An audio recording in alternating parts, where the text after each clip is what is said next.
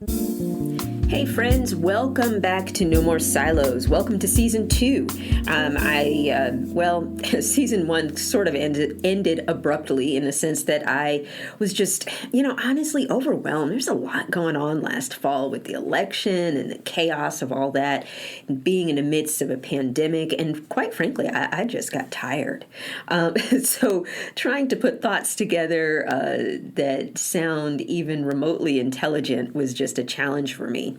In fact, the last episode that I recorded, I never posted, and it was on critical race theory, and I'm actually going to talk a little bit about that today. So, welcome back to No More Silos. This is season 2, episode 1. My name is Erika Santiago, and No More Silos is a podcast about cultural Christianity, about tearing down the barriers or the silos of information that we live in that kind of creates barriers to things like discipleship, to understanding our beliefs if you're a follower of Jesus. And being able to, or our goal here is really to be able to put into context some of the things that are happening in culture in our society today, especially if you live in the West, if you live in the United States in particular. And so today, we're just going to kind of introduce the new season, talk about some things, including critical race theory, and then I'm going to kind of wrap it up with some book recommendations, books that I'm currently reading or have read recently.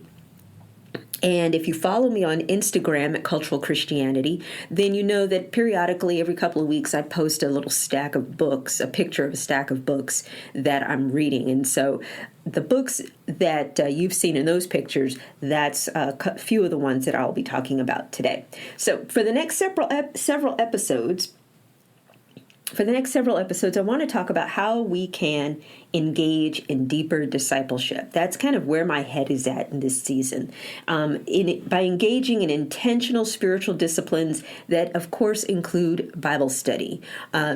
I think a lot of us focus on prayer, and that's a good thing. A lot of us focus maybe even on meditation and taking time to just be silent with God and to feel His presence. And all of that is definitely part of this. But since this is a podcast about cultural Christianity, the thing that I'm most concerned about is relationships and how we can communicate with one another about what's happening in the world around us in a way that kind of moves the ball forward for spiritual growth.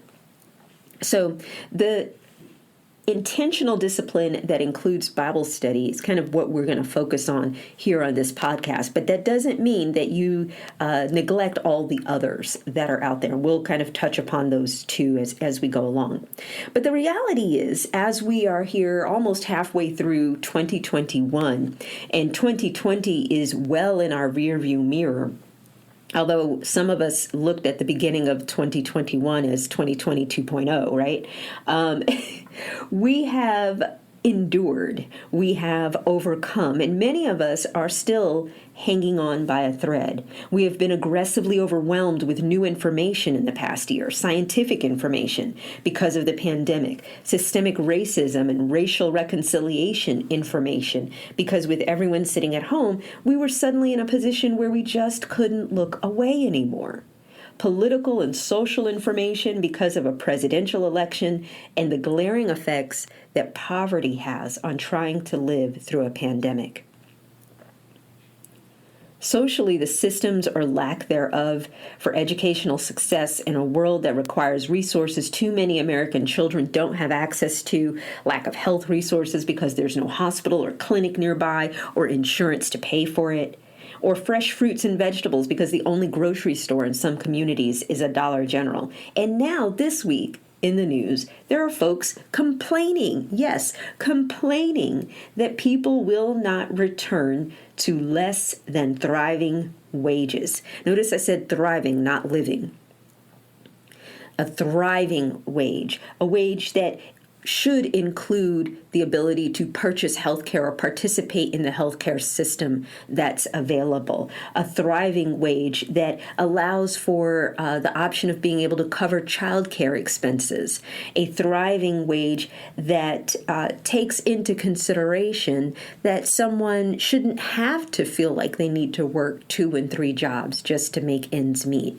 A thriving wage that ignores the fact that minimum wage is still 7 something an hour. I mean, really, who can work for that? And why are companies upset if someone's not interested in taking a job that pays that? And there's so much I can talk about there, but we're not on the history episode yet, so I'll leave that alone for the moment. But honestly, I'll say this. Honestly, if you can't afford the cost of labor, then maybe your business model needs to be reassessed. Just because you open the doors to your business, whatever kind of business it is, doesn't mean that people are going to beat down the doors looking for a job and just accept whatever wages you give them. But when you consider this is a country that started out by enslaving a significant portion of the population in order to have free labor, you can kind of see why there's folks that are genuinely upset, perplexed, puzzled, that folks don't want to work for less than a thriving wage. But this podcast is about breaking down the silos of information that exist that cause us to accept cultural Christianity in a way that is not really scripturally based or considerate of how the original audience understood and lived out the gospel of Jesus Christ. So I'll try to steer clear of economics for now. In our upcoming episodes, because as I said, this is our new season, so welcome to the new season. I'm actually kind of excited about this.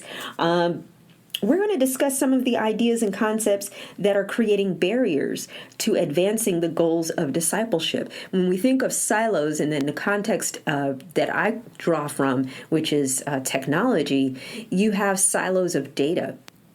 And you have silos of information. And unless you network those silos together, it's really hard to share that information. And so what is relationship building but networking? What is relationship building but for the cause of discipleship, but a great way to fulfill the Great Commission, which simply says in Matthew chapter 28 to go and make disciples. That's really the whole point of the Great Commission. It's what Jesus told us to go do. He said, go and make disciples, teaching them my commandments. And what were Jesus's commandments? He only gave us really 3. 2 that basically encapsulate the entire 10 commandments that God gave Moses in the Old Testament. And then the third one, he says, this new command, you find it in John chapter 13, this new command I give you, that you will love others as I have loved you. That my disciples will know, or that people will know who my disciples are by how they love. So today I want to start with critical race theory. Why do I want to start with critical race theory? Actually, because it's kind of where I left off at the end of season 1. Like I said, I had recorded a whole hour-long or 45-minute-long episode on critical race theory and what it is. And even since then, it's something that I feel like it just keeps coming up. So I don't want to leave that topic off of our discussion, but also because it factors into some of our summer reading suggestions that I'll be sharing with you towards the end of this episode. It's a topic that keeps coming up, but here's the interesting thing about a discussion of critical race theory. As I said a moment ago, the onslaught of information that's been hitting us in this past year, in this past pandemic year, that we've been just had all this access to so much information. And the unless you're really knee deep in the racial reconciliation world, like I co-lead a group, Be the Bridge small group, where half the group is women of African American descent or African descent, and the other half are women of European descent. And in our group, which now is kind of morphed into more of a book club where we're just reading different books together and discussing them. But we have also, we've gone through that program through that Be the Bridge curriculum, because we're focused and we have a heart for racial reconciliation. But what's interesting is outside of the racial reconciliation conversations, most Black people and many white people don't know what critical race theory is. So when I talk to different folks at church or in Bible study that I'm doing, and I mention critical race theory, or I see something in the news or someone posts an article that says there's a white evangelical church that is saying critical race theory is the Antichrist or it's bad, and I'm sitting there going, most people don't know what it is. So to take the time to beat up the concept or bash critical race theory without really knowing what it is, I think is kind of racist, honestly. But here's what I have to say on this. As a Black woman, I cannot speak for all Black Americans. I can't even try to. I can just speak for me. As a Black woman who is a Christian in the United States. But anecdotally, I've observed that most of the Black folks I talk to have no idea what critical race theory is. But everybody agrees in general that studying to understand and fix systemic racism in our country is necessary. In other words, when you have the white evangelical church condemning the study and research of systemic racism, that comes off as racist to everybody else. It's like, why do you have a problem with studying racism? We can't fix something we don't understand. Instead, what we get is nothing to see here, look away, just look at Jesus. But Jesus said this at the start of his ministry. If you look at Luke chapter 4, Luke's gospel, chapter 4, Jesus talks about setting the oppressed free. History records a version of the Bible was given to enslaved people that intentionally and strategically removed all the verses on freedom from the Bible. Nothing to see here. So, and then that is called the Slave Bible. So if you Google the Slave Bible, that will come up. And you'll find that most of the book of Exodus is deleted. Most of Paul's letters are deleted. Anything talking about freedom. In fact, Jamar Tisby's book, The Color of Compromise, goes into great detail about this historical version of the Bible that when people say, and I talk about this in the episode in last season about what is historical Christianity, I shed more light on this. When we consider how much energy, how much effort was put into giving a misrepresentation of the gospel to people of color, to people of African descent, historically, that's a problem. So when you say you don't want to academically assess the situation, which is what critical race theory is all about, then again, it sounds racist to me. That's not Christ-like, right?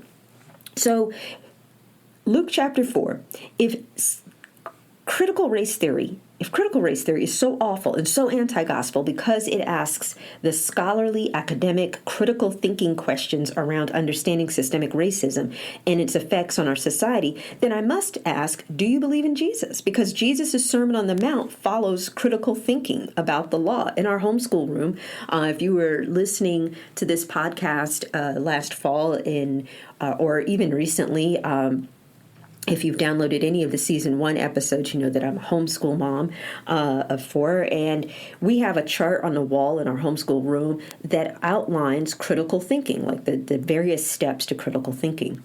And if you look at Jesus' Sermon on the Mount, it follows critical thinking about the law. Jesus says, you have heard, or you have been taught, or you've heard it said, but I tell you this. He's saying, you have this knowledge, but I'm asking you to analyze it and look at it a different way, looking at it through the lens of love, because that's what Jesus ultimately commands us, right? It's all about love. So let's start with a working definition for critical thinking. Critical thinking is the objective analysis and evaluation of an issue in order to form a judgment. The objective analysis and evaluation of an issue in order to form a judgment. That's I just typed in Google dictionary critical thinking. That's what we get. Critical race theory, a definition for that coming from the Encyclopedia Britannica online, is the view that the law and legal institutions are inherently racist, and that race itself, instead of being biologically grounded and natural, is a socially constructed concept that is used by white people to further their economic and political interests at the expense of people of color. According to critical race theory, racial inequity emerges from the social, economic, and legal differences that white people create between races to maintain elite white interests in our labor markets and politics, giving rise to poverty and criminality in many minority communities. The CRT movement officially organized itself in 1989 at the first annual workshop on critical race theory, though its intellectual origins go back much further to the 60s and 70s.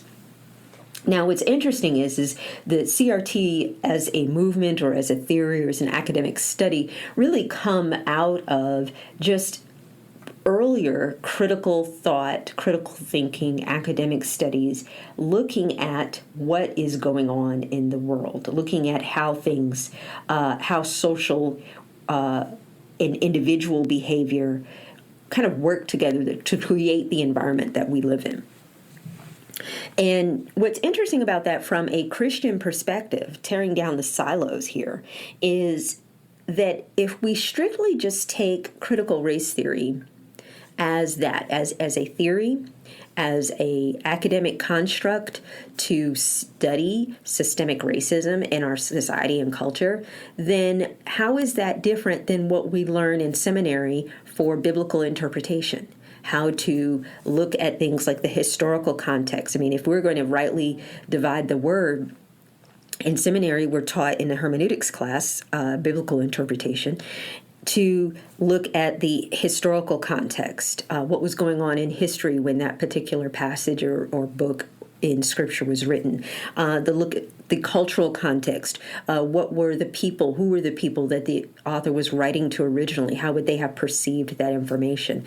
The book as an entirety, the entire book of Romans, for example, as opposed to just one chapter or one passage.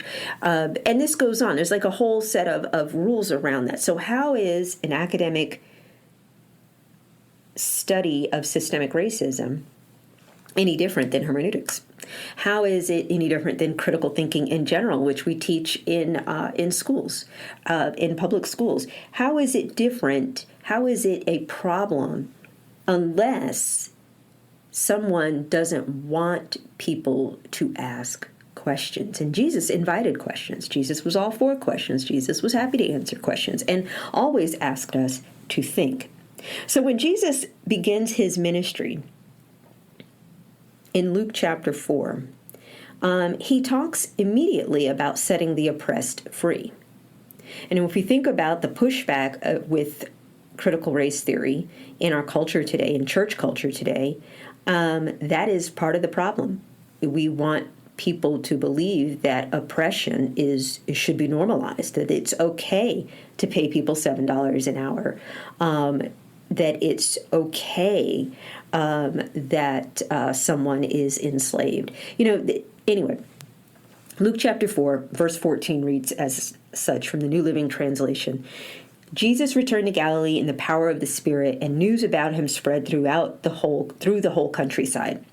He was teaching in their synagogues, and everyone praised him. He went to Nazareth, where he had been brought up, and on the Sabbath day he went into the synagogue, as was his custom. He stood up to read, and the scroll of the prophet Isaiah was handed to him.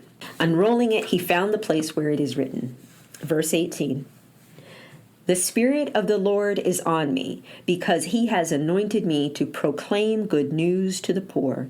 He has sent me to proclaim freedom for the prisoners and recovery of sight for the blind, to set the oppressed free, to proclaim the year of the Lord's favor.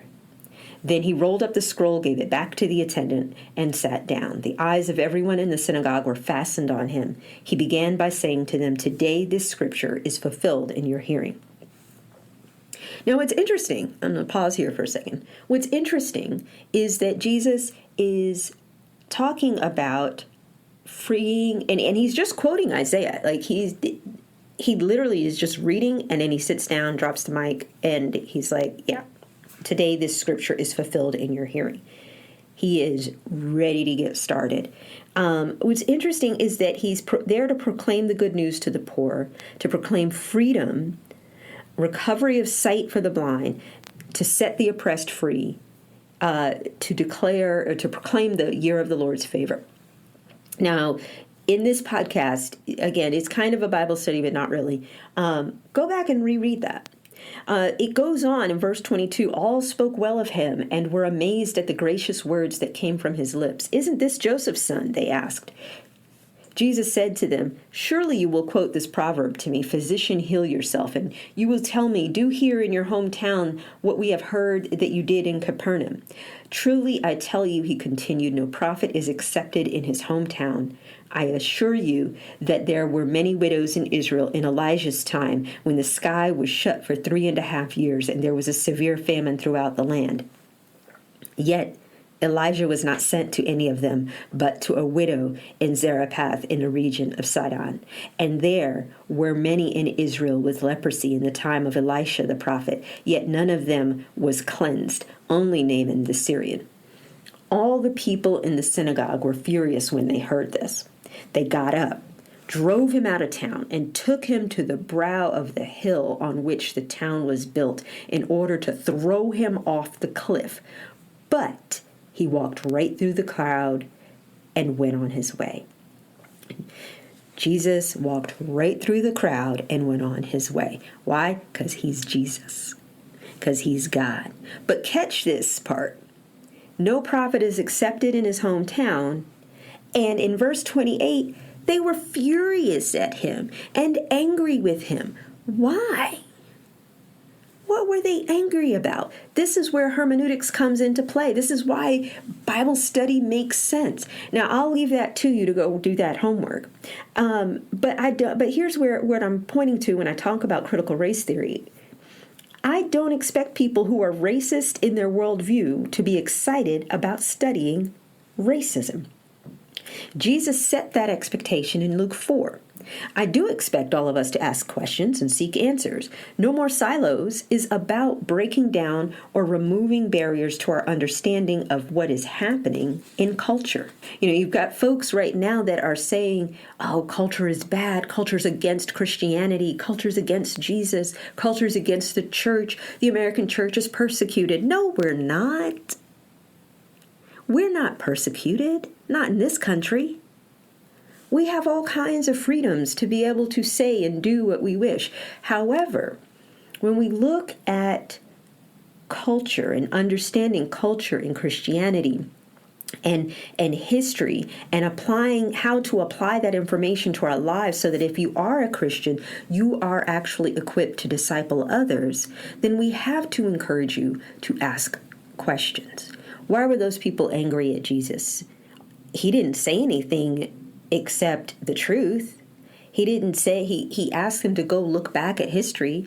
He did say, think about what it is that you're doing. Think about what you're saying. But what we have right now in America, what is being persecuted, is Christian nationalism, is white supremacy. So I would ask someone, what is it about critical race theory that you don't like? And we'll talk about that in just a moment. So I was reading an article, maybe a couple of months ago. And one of the things that the author wrote about, this person was a PhD philosophy professor, but also a Christian. And he observed that a lot of times we're not all working from the same set of definitions. So when we're talking to someone, because again, we want to have fruitful conversations. As believers in Jesus, we want to make sure that everything we do is from a place of love. And for me, from a No More Silos standpoint, I'm looking at how do we remove barriers to our understanding so that we can connect those silos of information so it all makes sense. What we're doing shouldn't be so complicated. So for those folks who throw about their distaste for CRT, for critical race theory, they often include words like fascism, socialism, but they never actually define the term, so they become just these scary words like, ooh, we don't want socialism, ooh, we don't want fascism. And because most of us didn't pay attention in history class in high school, we get caught up in that anxiety that is pushed out there by Christians and even well-meaning Christians that, oh, you don't want to have this. But it makes it difficult to have an intelligent conversation about anything because we're not agreeing, at least on the definitions of the terminology or the words that we're using to talk about something.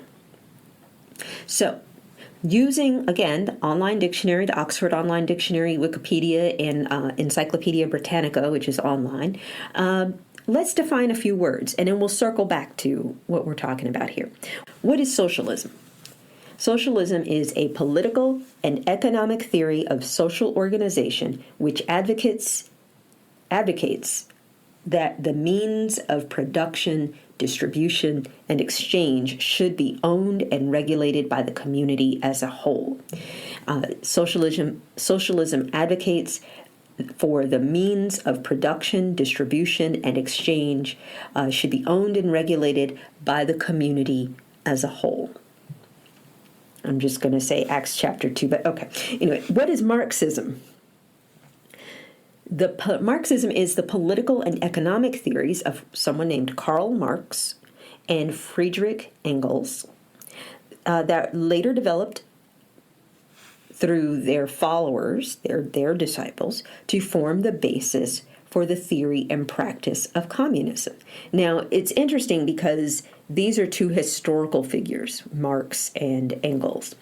And so when we hear folks who are against critical race theory, they start throwing around Marxism as their reason why. But nobody ever actually defines it. So I made an attempt to define it, and what I found was there's a definitive gap between what eventually developed into communism based on someone reading the philosophy of Marxism and Engels, which is not unlike someone reading Plato and developing a philosophy or way of operating off of Plato hundreds of years later or 50 years later.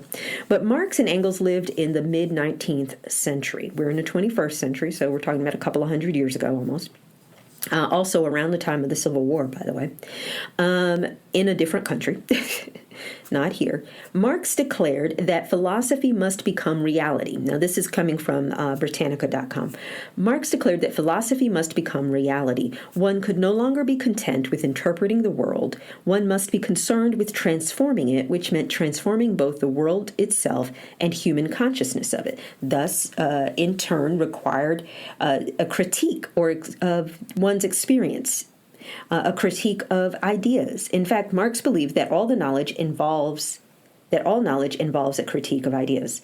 So what uniquely characterizes the thought of Marx is that instead of making abstract affirmations about a whole group of problems, such as human nature or knowledge and matter, he examines each problem in its dynamic relation to the others, and above all, tries to relate them to historical, social, political, and economic realities.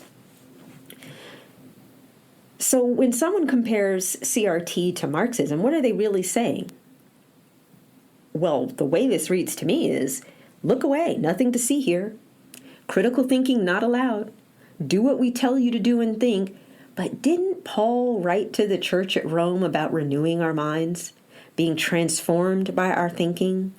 Our hearts need to be transformed so that we can live out the gospel. Jesus, when asked what is the greatest commandment, shared two. He said, love the Lord your God with all your heart, mind, soul, and love your neighbor as yourself. And then later he gave one more command. He called it a new command, to love others as he has loved us.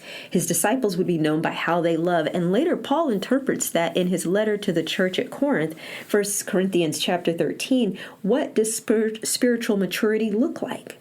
If your church is telling you to remain a spiritual child and only look to them for information, then that's a problem. Because that's not Christ-like. That's not what Jesus, God made us in his image. And we'll talk about that in a later episode about the Imago Dei. The dignity of being made in the image of God. But I have two more definitions for you.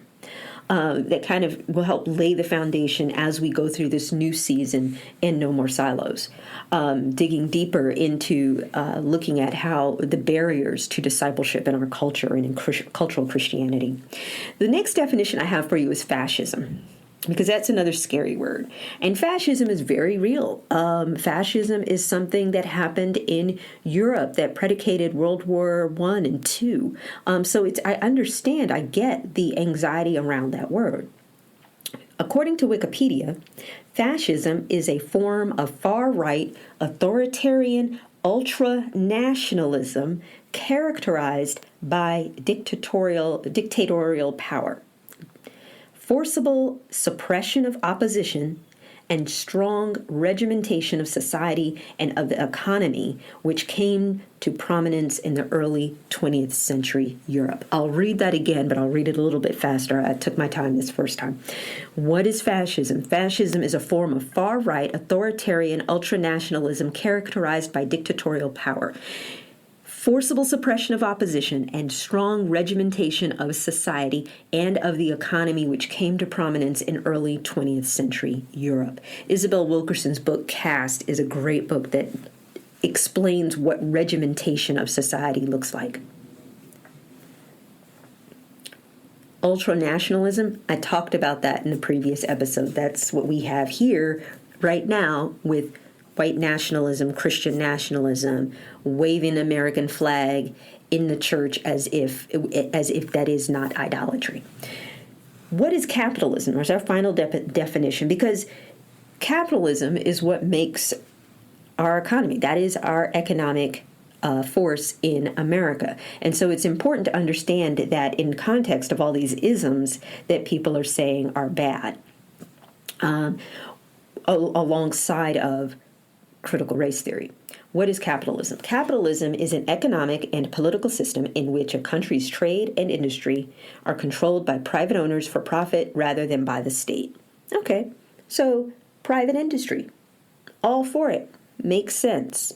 So those are our definitions for fascism and capitalism and Marxism and socialism and critical race theory. And I think those are things that really, right now in cultural Christianity, they keep coming up.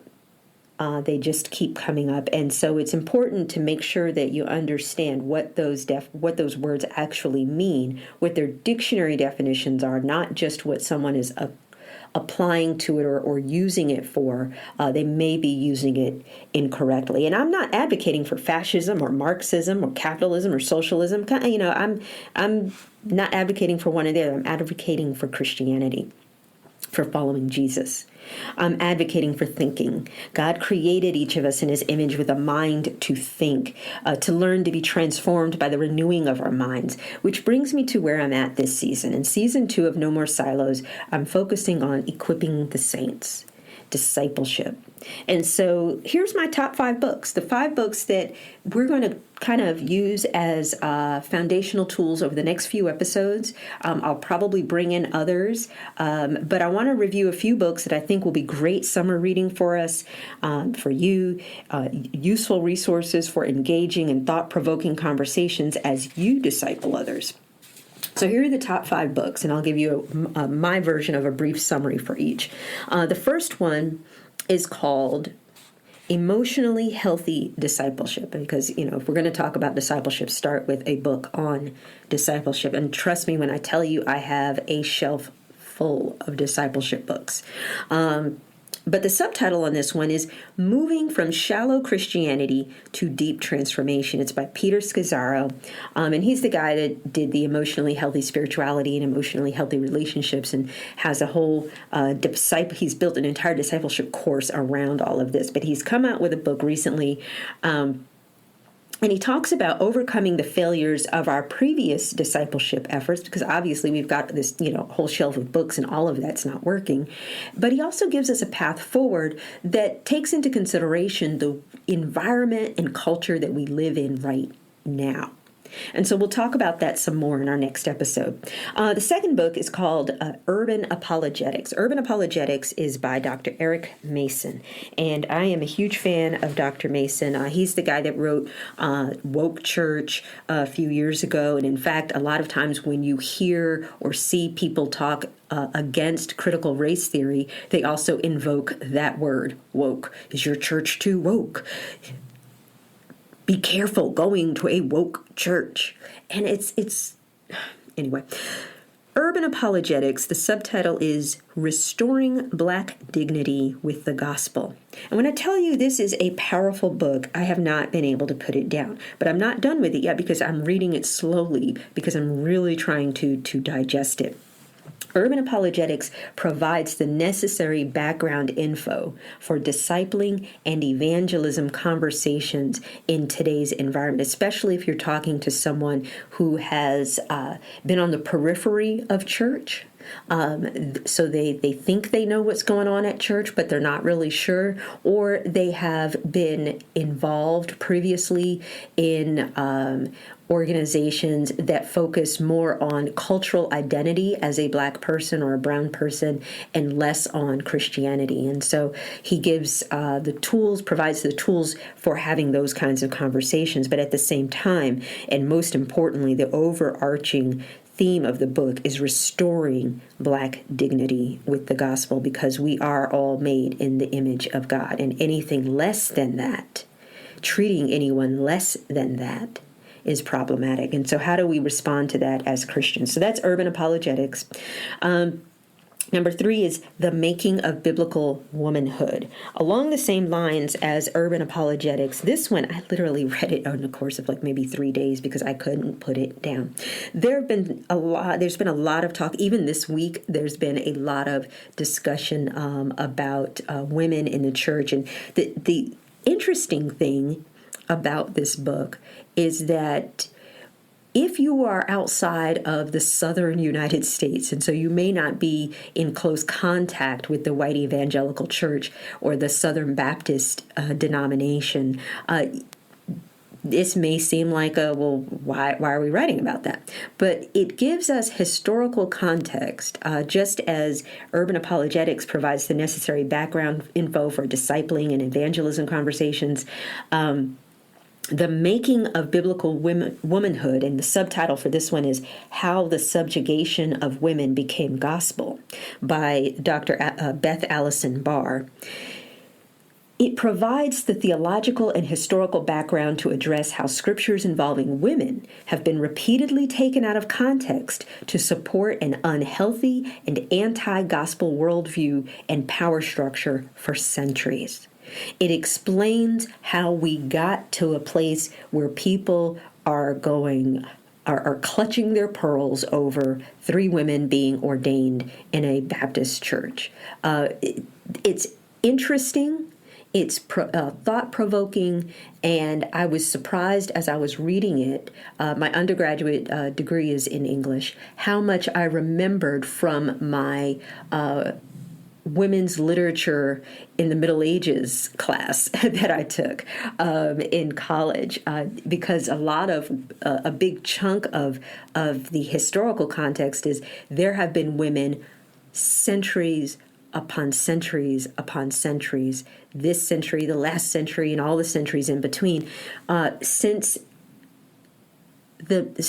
Mary Magdalene left the tomb, the empty tomb, to say, hey, he's not there on Easter Sunday morning, on Resurrection Day.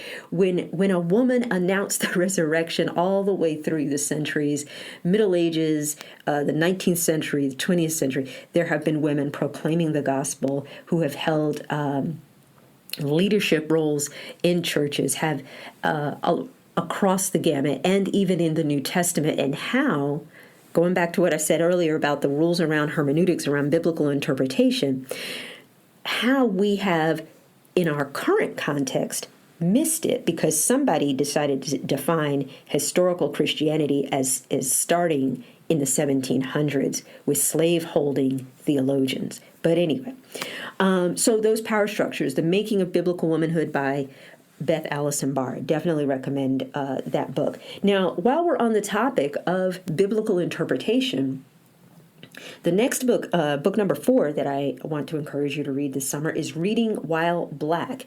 And I just realized I left the book upstairs, so I don't have it right in front of me for the subtitle, but it uses the word hope and biblical interpretation, because that's what the book is about. Reading While Black, the chapter, especially on social justice, is powerful. But overall, this book provides a modern perspective on how Black people in America interpret Scripture as an exercise of hope. And historically, when we look at speeches, the speeches of Frederick Douglass and Maria Stewart from the 19th century, who used the gospel to make their case for abolitionism, who use the gospel to make their case for women's rights in general. A lot of the abolitionists, when you read their work, it is grounded in the gospel. It's like, I don't understand how y'all miss this in the gospel, but again, it's interpretation. How hopeful they were that in spite of the rhetoric from the white church, they believed the gospel of Jesus Christ. In spite of the fact that the slave Bible existed that took out all the chapters on freedom, they still managed to get their hands on actual copies, full copies of God's Word. Esau McCaulley, who wrote Reading While Black, who's the author of Reading While Black, does an excellent job conveying the spirit of hope through the gospel that we all should see when we read it, and the historical and theological context that is necessary to respond to false gospels. And that's something that's also addressed in urban apologetics, and that's why these are all grouped together. And so my final book that I recommend actually is not one that's come out recently. All of these books, the first 4, all have come out in the last several months. Reading While Black came out last fall, but Emotionally Healthy Discipleship, Urban Apologetics, The Making of Biblical Womanhood, all have come out this spring.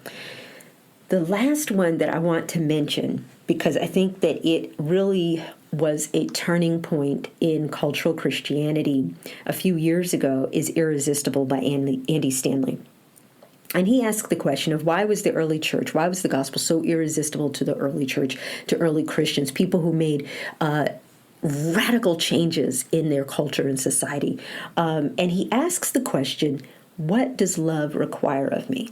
And it's the only book in my top 5 right now that's not from this year. And why? Because I still reference this book when I'm teaching, because it provides a starting point for understanding how the early church understood and lived the gospel.